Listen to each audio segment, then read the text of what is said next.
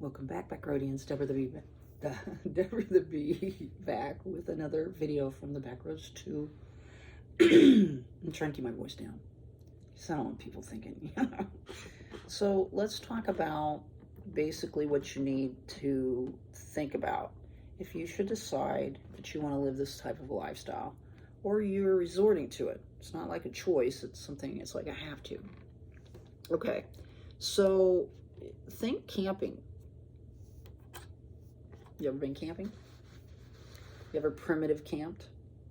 Because if you have, you are so far ahead of the ball game of those others that never have. If you've ever primitive camped, then you kind of have an idea of how to do this. Now you're in a vehicle, so it's got kind of compact, okay?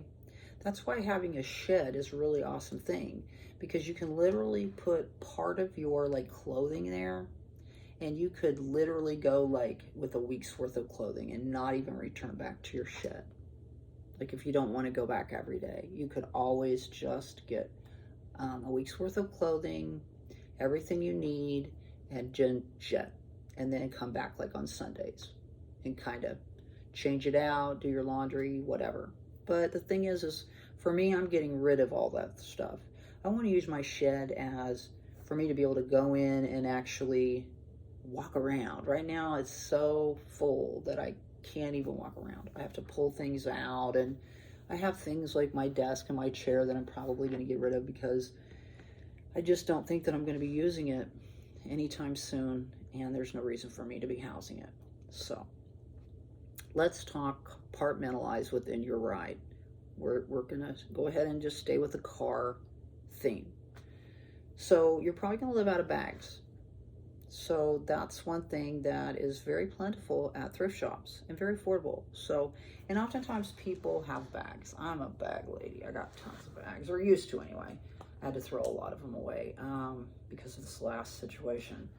But I have a big, huge duffel bag. It doesn't have a hard bottom anymore. I had to throw it away because it got so wet, so I don't know what I'm going to do.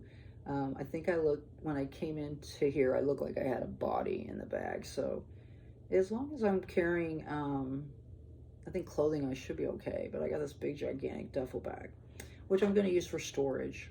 I have a backpack now. I have another black bag. So I do have a few bags. So let's talk about the different bags that you'll probably need. You're going to need a toiletry bag.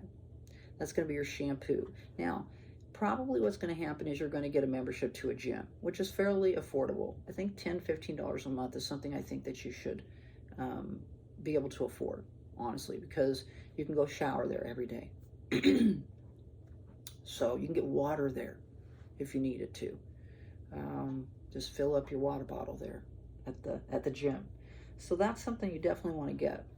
But the bag, your toiletry bag is going to be all your shampoo, makeup. Of course, I don't really wear makeup, so thank goodness for that. I don't have to worry about that. But all the things that you need to keep yourself clean, okay? And if you've done this at the camp, then you can do it in your car, all right? You're going to need water in your car too. You want to stay hydrated. So whether you're going to go and get one of those like water bags or one of those water jugs, I would just say water bottles or like gallon water, like you saw in the tent. I think that would be sufficient for you. You're going to want to also have a kitchen bag. Now the kitchen bag is going to be like the plate, the spoon, the silverware, your bowl, your cup, and oftentimes people have the same cup. You know what I mean? For the coffee, for the tea, for the water, whatever. And that's probably a good thing to do in your vehicle, is just to have one beverage cup.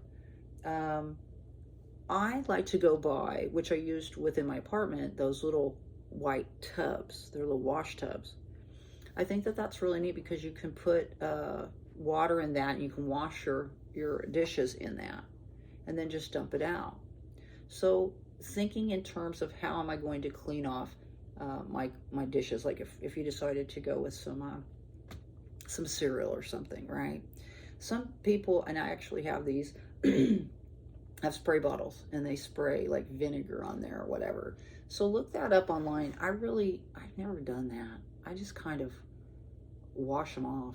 You know, I use paper towels, but I mean, they're expensive. You could use, you know, wipe them down with rags or whatever. I really don't think you're going to have any problems with, you know, the sanitary aspects of that, unless you're eating a bunch of things that are going to spoil, you know, giving you salmonella and stuff like that. I don't eat eggs. I don't eat meat. I don't have any problems like that with my rolls. So you think about that as well.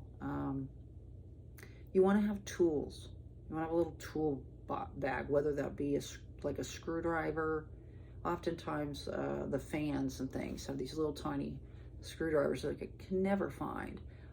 It is best to be organized, to know where everything's at, to do an inventory of the things that you have.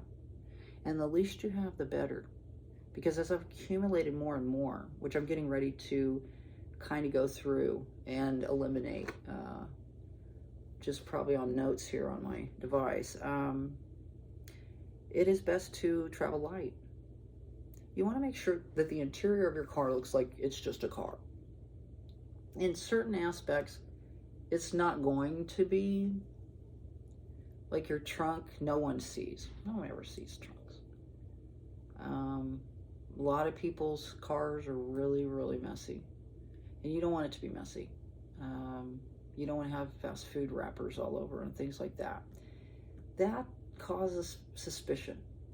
You want it to be somewhat clean. It doesn't have to be sparkling, shiny clean. But you want to get yourself, like I usually get the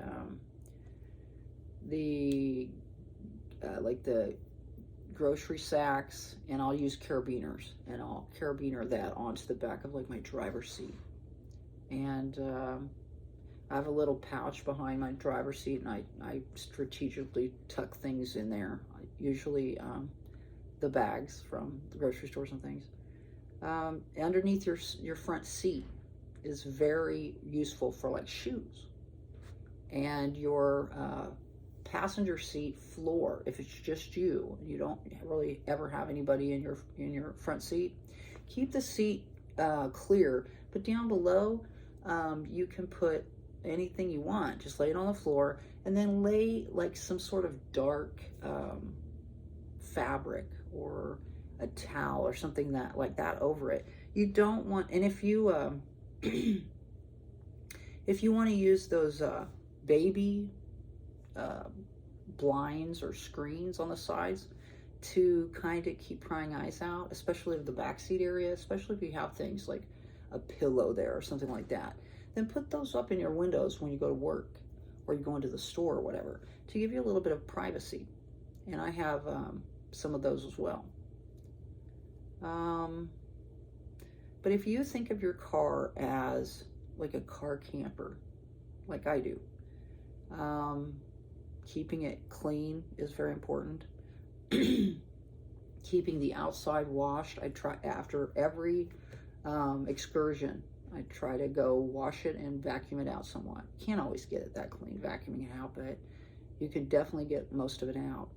But I tried it, even though, you know, I got a little bit of bug pitting and dings, and I don't really have any rust, so knock on wood, but I try to keep it clean all the time. I think it'll be fine. But think of your vehicle as like a little house, and try to be as stealthy as possible. You don't want it to look like a house, but you want it to act like a house, right? And as far as finding some place to sleep, we'll do that on the next video, okay? If you're looking at this as a lifestyle change and you're freaking out, don't freak out. So many times I've seen older women, specifically like in their 70s, sitting there with their vehicles, with everything they owned in their vehicle. That's another thing we need to talk about, is letting go of things that aren't serving you anymore.